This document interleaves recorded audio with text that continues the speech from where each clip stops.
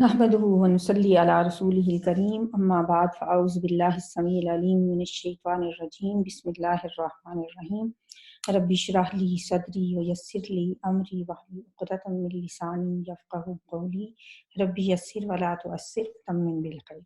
सूरह नूर आयत नंबर 51 से 59 तक। बिस्मिल्लाहिर रहमानिर रहीम इन्नमा कान क़ौलल मुमिनीना इन्नमा बेशक काना होती है या है क़ौलल मुमिनीना मोमिनों की बात, ईमान वालों की बात सिर्फ यही होती है इज़ा कि जब दुऊ वो बुलाए जाएं इलल्लाही अल्लाह की तरफ व रसूलिही और उसके रसूल की तरफ, लियहकुमा ताकि वो फैसला करे यानी अल्लाह और उसका रसूल, बैनहुम उनके दरमियान, अन यकूलू ये कि वो कहते हैं समीना व अताना हमने सुना और हमने मान लिया, व उलाइका हुमुल मुफ्लिहून और यही लोग हैं कि वही फलाह पाने वाले हैं, वही कामयाब हैं। मुनाफिकीन की बात हो रही थी कि वो अल्लाह और उसके रसूल के फैसले को पसंद नहीं करते और अपना मामला दूसरे लोगों के पास लेके जाना चाहते हैं। यहाँ पे मोमिनों की बात बताई जा रही है कि मोमिन जो होते हैं उनका मामला तो ये होता है कि जब अल्लाह और उसके रसूल की तरफ उन्हें बुलाया जाए किसी भी बात का, किसी भी मुकदमे का फैसला करने के लिए, ताकि वो उनके दरमियान फैसला कर दे, तो उनकी बात क्या होती है? वो कहते हैं समीना व अताना, हमने सुन लिया और हमने मान लिया। वैसे भी अल्लाह और उसकी रसूल की बात पर वो हमेशा अपना सर झुकाए रखते हैं, वो हमेशा अपने आप को सर तस्लीम खम किए रखते हैं अल्लाह की बात पर, उसके रसूल की बात पर। जब अल्लाह का हुक्म सामने आ जाता है तो अपनी बात छोड़ देते हैं, जब रसूल की बात सामने आ जाती है तो वो अपनी बात छोड़ देते हैं। ये मोमिनीन का मामला है और उसके लिए अल्लाह ताला ने क्या फरमाया, व उलाइका हुमुल मुफ्लिहून, यही कामयाब लोग हैं, यही फलाह पाने वाले लोग हैं जिनका रवैया ऐसा होता है। हम अपने आप को देखें इस आयत की रोशनी में कि क्या हमारे सामने जब अल्लाह की बात आ जाए या रसूल की बात आ जाए, क्या सारी बातों को छोड़ देते हैं? क्या हम उसको अपने लिए फिर आखिरी बात समझते हैं कि बस अब इसके बाद हमारी बात की कोई वैल्यू नहीं, हमारे कल्चरल जो प्रैक्टिसेस हैं उनकी कोई अहमियत नहीं, माशरे की जो बातें हमने अडॉप्ट की हुई हैं उनकी कोई वैल्यू नहीं। बस अल्लाह और उसका रसूल का जब फैसला सामने आ गया, जब उनकी बात सामने आ गई तो हम उन बातों को छोड़ दें। कुरान पढ़ने का तो यही फ़ायदा है ना। और ऐसा नहीं है कि इन बातों का हमें पता नहीं है, लेकिन जब हम अपनी आँखों से कोई आयत पढ़ लेते हैं तो फिर तो हक़्क़ुल यकीन हो जाता है, फिर हमें अमल के लिए भी तैयार रहना चाहिए। अब हमें आज इस आयत से क्या पता चला कि मोमिन होता कौन है? मोमिन वो होता है कि जब अल्लाह और उसके रसूल की कोई बात सामने आ जाए, समीना व अताना, बस ये कॉल होता है उसका। तो फिर अल्लाह की तरफ से क्या है ऐसे शख्स के लिए कि वो कामयाब लोग हैं, वो फलाह पाने वाले लोग हैं। वमन युतिइल्लाह, और जो कोई अताअत करे अल्लाह की, व रसूलहू और उसके रसूल की, व यख्शल्लाह और वो डरे अल्लाह से, व यत्तक़ी और उसका तकवा अख्तियार करे, फ़उलाइका तो यही लोग हैं हुमुल फाइज़ून जो कामयाब होने वाले हैं। फौज भी कामयाबी को कहते हैं, फौजुल कबीर बहुत बड़ी कामयाबी, तो फाइज इस्मुल फाइल है, कामयाब होने वाले। तो कामयाबी की 4 शराइत यहाँ पे बताई गई हैं। कामयाब कौन है? हर शख्स दुनिया में चाहता है कि उसे कामयाबी मिले, तो अल्लाह ने कामयाबी का क्राइटेरिया यहाँ बता दिया। नंबर 1 अल्लाह की अताअत, जो कुछ अल्लाह ने फरमाया, जो फराइज़ हम पे आयद किए, कुरान जो जो कहता है, जो जो हमारे ऊपर लाजिम करार देता है, फ़राइज़ को की अदायगी अल्लाह की अताअत है। व रसूलहू और उसके रसूल की अताअत करें। रसूल की अताअत कैसे करेंगे? सुन्नत पे अमल, अहादीस पे अमल। और बहुत से लोग तो आजकल یہ کہتے ہوئے سنائی دیتے ہیں کہ بس قرآن ہی کافی ہے، حدیثیں تو بہت بعد میں لکھی گئیں، پتہ نہیں ٹھیک بھی ہیں یا نہیں، صحیح بھی ہیں یا نہیں۔ یہ شک بھی نہیں کرنا چاہیے ہمیں، کبھی سوچنا بھی نہیں چاہیے، کیونکہ قرآن کی بہت سی آیات اس چیز کی تائید کرتی ہیں کہ نبی صلی اللہ علیہ وآلہ وسلم کا قول، نبی صلی اللہ علیہ وسلم کی بات، آپ کی سنت، آپ کا طریقہ زندگی، یہ بھی اللہ کی طرف سے ہے، یہ بھی نص قطعی ہے، ریویلڈ ہے، اللہ کی طرف سے ہے۔ کیونکہ جب اللہ نے قرآن میں فرما دیا وَمَا يَنطِقُ عَنِ الْهَوَىٰ إِنْ هُوَ إِلَّا وَحْيٌ يُوحَىٰ، آپ جو بھی بات فرماتے ہیں وہ اللہ ہی کی طرف سے وحی کی جاتی ہے، آپ خواہش نفس سے کچھ نہیں بولتے۔ جب قرآن نے یہ فیصلہ سنا دیا تو ہم کون ہوتے ہیں یہ کہنے والے کہ نبی صلی اللہ علیہ وسلم کی بات جو ہے پتہ نہیں اب یہ صحیح بھی ہے یا نہیں ہے، یہ تو 100 سال کے بعد لکھی گئی ہیں، یہ تو حدیثیں پتہ نہیں مشکوک انداز جو ہمارا ہوتا ہے وہ نہیں ہونا چاہیے۔ جب اللہ نے ہمارے لیے رول ماڈل آپ کو بنایا، لَقَدْ كَانَ لَكُمْ فِي رُسُولِ اللَّهِ أُسْوَةٌ حَسَنَةٌ، تمہارے لیے رسول اللہ کی زندگی میں بہترین نمونہ ہے، ہمارے لیے رول ماڈل جب آپ کو بنایا تو اللہ نے اس چیز کا اہتمام بھی فرمایا کہ آپ کی زندگی صحیح حال سلامت ہم تک پہنچے۔ اور الحمدللہ محدثین نے بڑی محنت سے، بڑی عرق ریزی کے ساتھ، بڑی تگ و دو کے بعد غلط حدیثوں کو اس طرح نکال کے چھانٹ کے الگ کر دیا کہ آج ہمارے پاس الحمدللہ نبی صلی اللہ علیہ وسلم کی زندگی ایز اٹ از موجود ہے۔ آپ کا ایک ایک عمل، آپ کی ایک ایک حرکت، آپ کا اٹھنا بیٹھنا چلنا پھرنا، آپ کا انداز، یہاں تک کہ شمائل نبوی میں ہمیں یہاں تک ڈیٹیلز ملتی ہیں کہ آپ کی ریش مبارک میں کتنے بال سفید ہو گئے تھے۔ تو اس لیے ہمیں نبی صلی اللہ علیہ وسلم کی اطاعت کو اپنے اوپر لازم قرار دینا چاہیے۔ دوسری کامیابی کی شرط اللہ کے رسول کی اطاعت ہے۔ وَمَن يُطِعِ اللَّهَ، جو کہ اللہ کی اطاعت کرے، وَرَسُولَهُ، اور اس کے رسول کی، نبی صلی اللہ علیہ وسلم کی سنت پہ عمل کرے۔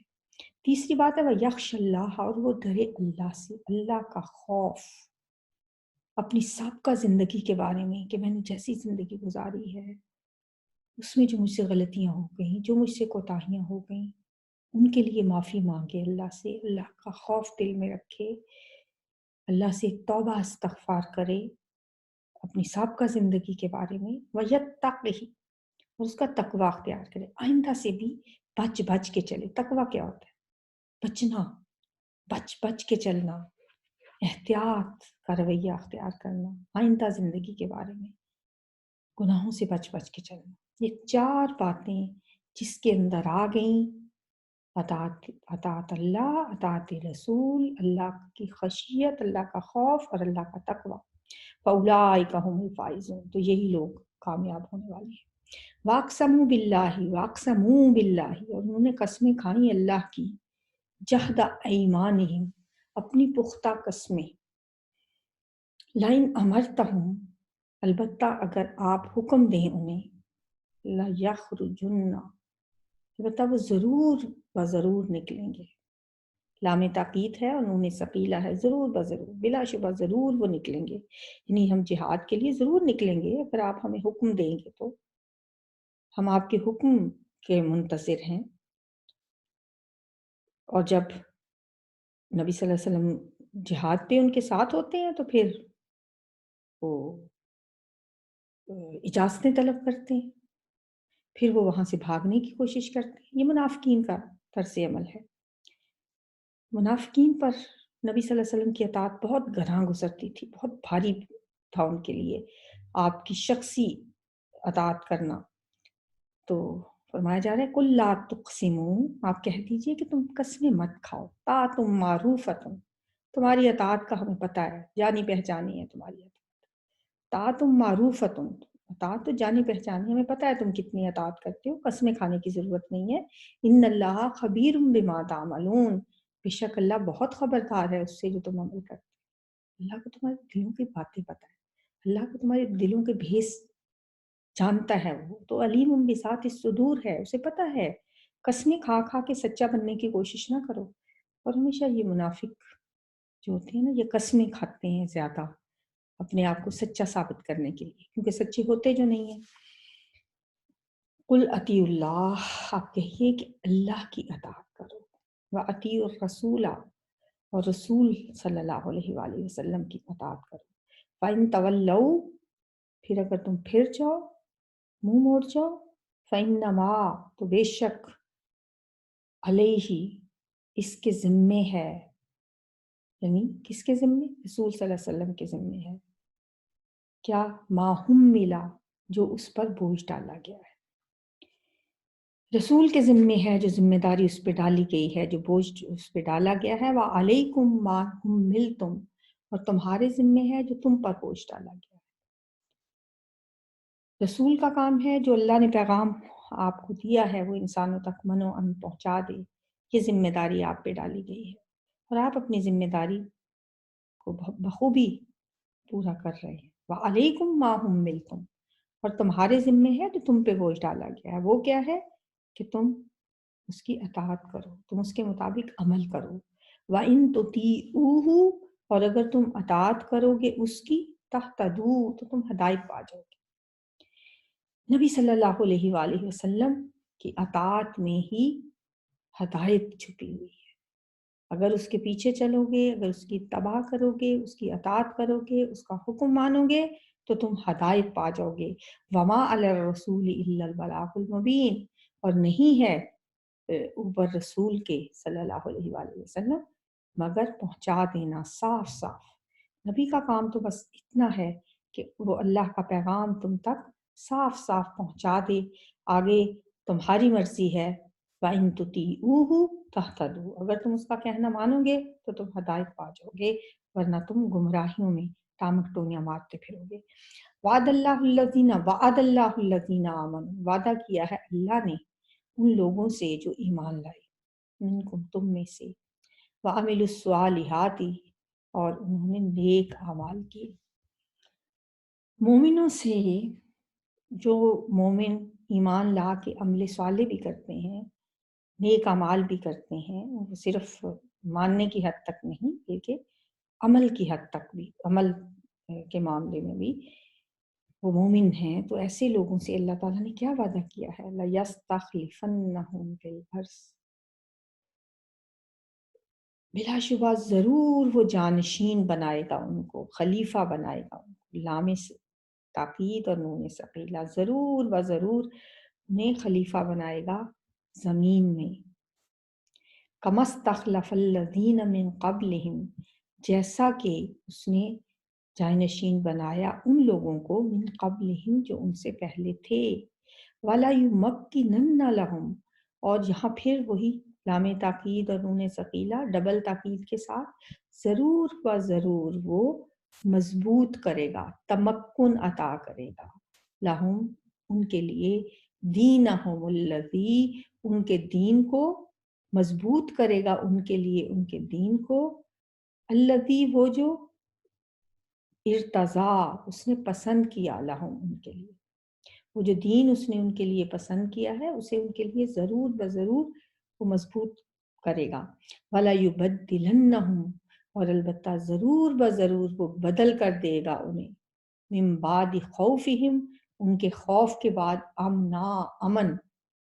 کتنی بڑی خوشخبری ہے کہ اللہ تعالیٰ مومنوں سے وعدہ کر رہا ہے کہ وہ بلا شبہ ضرور انہیں جانشین بنائے گا زمین میں، جیسا کہ اس نے پچھلے لوگوں کو، ان لوگوں کو جو ان سے پہلے تھے، خلیفہ بنایا۔ ہمیشہ یہ رہا ہے کہ جب بھی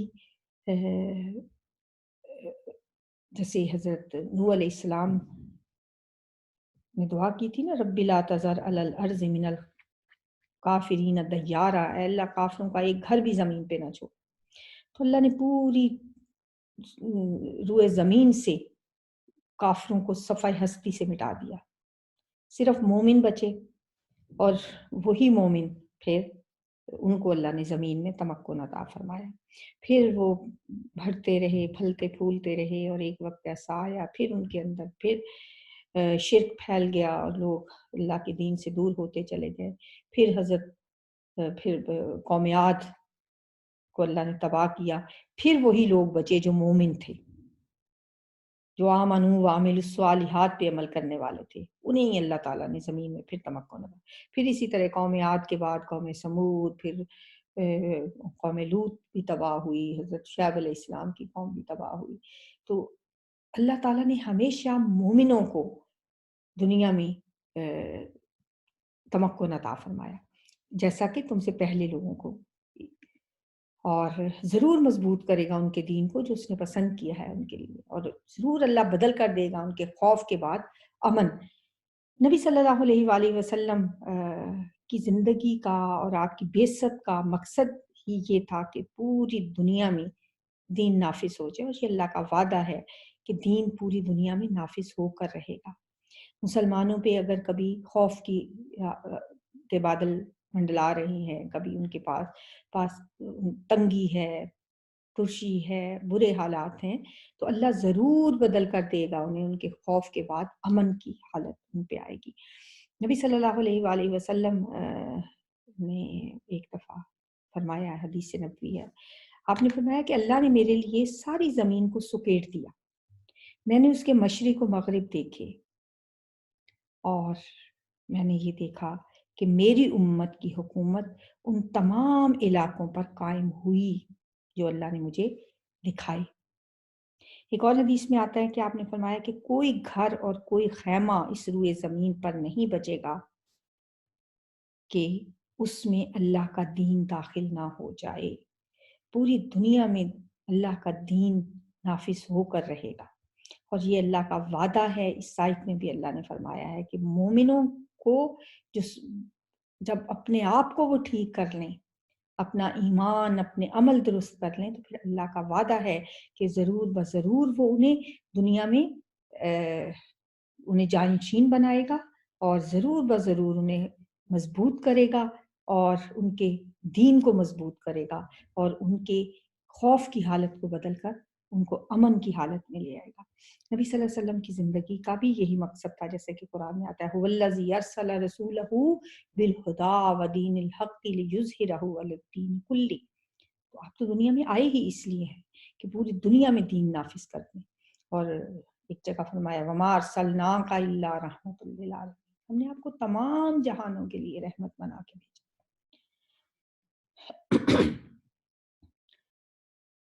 یعبدوننی، وہ عبادت کریں گے میری، جب خوف کے بعد امن کی حالت میں آ جائیں گے، یعبدوننی، وہ میری عبادت کریں گے، لا یشرکون بی شیئا، وہ شریک نہیں ٹھہرائیں گے میرے ساتھ کسی چیز کو بھی۔ اور جب ایسا ہو جائے، ومن کفر بعد ذلک، اور جو کوئی کفر کرے گا اس کے بعد، فاولئک هم الفاسقون، تو وہی لوگ ہیں فاسق۔ وَأَقِیمُوا الصَّلَاةَ وَآتُوا الزَّکَاةَ، اور نماز قائم کرو اور زکوٰۃ ادا کرو، وَأَطِیعُوا الرَّسُولَ، اور اطاعت کرو رسول کی، لَعَلَّکُمْ تُرْحَمُونَ، تاکہ تم رحم کیے جاؤ۔ یعنی اللہ کی رحمت کے حقدار ہونے کے لیے نماز قائم کرو، زکوٰۃ ادا کرو، اور رسول کی اطاعت کرو۔ لا تحسبن الذین کفروا،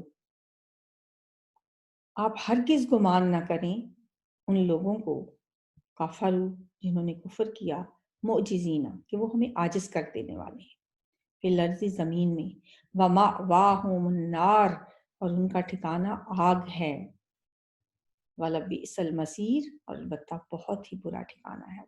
ان کافروں کو آپ یہ نہ سمجھیں کہ یہ ہمیں عاجز کر دیں گے، ان کا ٹھکانہ تو، ان کا انجام تو جہنم ہے، جو کہ بہت ہی برا ٹھکانہ ہے۔ یا ایھا الذین آمنوا، ہے ایمان والو، لیستأذنکم الذین ملکت ایمانکم، چاہیے کہ اجازت طلب کریں تم میں سے وہ لوگ، ملکت ایمانکم، جن کے مالک بنے ہیں تمہارے دائیں ہاتھ، یعنی لونڈی اور غلام کے لیے۔ یہ پھر وہی احکامات دیے جا رہے ہیں، اس سے پہلے بھی معاشرتی مسائل کے متعلق کچھ احکام دیے گئے تھے کہ گھروں میں داخل ہوتے ہوئے اجازت لے لیا کرو، اور یہاں پہ پھر فرمایا جا رہا ہے کہ جو تمہارے لونڈی غلام ہیں ان کو چاہیے کہ وہ اجازت طلب کریں۔ اور کون اجازت طلب کریں؟ والذین لم یبلغوا الحلم، اور وہ جو نہیں پہنچے بلوغت کو، منکم تم میں سے، لونڈی غلام اور وہ بچے جو ابھی بلوغت کو تو نہیں پہنچے ہیں، 3 اوقات میں، ثلاث مرات، 3 اوقات ایسے ہیں دن رات میں سے جس وقت ان کو اجازت لے کے آپ کے پاس آنا چاہیے۔ پہلا وقت کون سا ہے؟ من قبل صلاۃ الفجر، فجر کی نماز سے پہلے۔ نمبر 2 وہینا، اور اس وقت تضعون، جب تم اتار رکھتے ہو ثیابکم، اپنے کپڑے، من الظہیرۃ، دوپہر کو۔ عموماً دوپہر کو انسان ریلیکس کرتا ہے، ریسٹ کرتا ہے، کیلولا کا ٹائم ہوتا ہے، تو انسان ہلکے کپڑے پہن کے اپنے کمروں میں پرائیویسی میں سونا چاہتا ہے، تو اس وقت بھی کسی کو آپ کی پرائیویسی میں انٹرفیئر نہیں کرنا چاہیے۔ ہاں اگر بہت ضروری کام ہو تو اجازت لے کے آنا چاہیے۔ تیسرا ومن بعد صلاۃ العشاء، اور عشاء کی نماز کے بعد۔ ثلاث عورات لکم، یہ تینوں پردے کے اوقات ہیں تمہارے لیے۔ دیکھیں اللہ تعالیٰ نے کتنی اہم اور ضروری ہدایات دی ہیں، چھوٹی چھوٹی باتیں جن کی طرف انسان کا شاید دھیان بھی نہ جائے، وہ باتیں بھی بڑی کھول کھول کے قرآن میں بیان کر دی گئی ہیں۔ میں ثلاث عورات لکم، یہ 3 خلوت کے اوقات ہیں، پرائیویسی کے وقت ہیں، یہ تینوں پردے کے اوقات ہیں تمہارے لیے۔ لیسا علیکم، نہیں ہے تم پر، ولا علیہم، اور نہ ان پر، جناح، کوئی گناہ، بعدہن، ان کے بعد، یعنی ان 3 اوقات کے بعد پھر کوئی گناہ نہیں ہے کہ وہ آپ کے کمروں میں آئیں جائیں چلیں پھریں، لیکن ان 3 اوقات میں وہ اجازت لے کے آنا چاہیے۔ طوافونا، کہ وہ چلتے پھرتے رہیں، طواف ہوتا ہے نا چکر لگانا، علیکم، تم پر، وہ تمہارے پاس آتے جاتے رہیں، کوئی گناہ نہیں ہے۔ بعضکم علی بعض، تمہارے بعض پر۔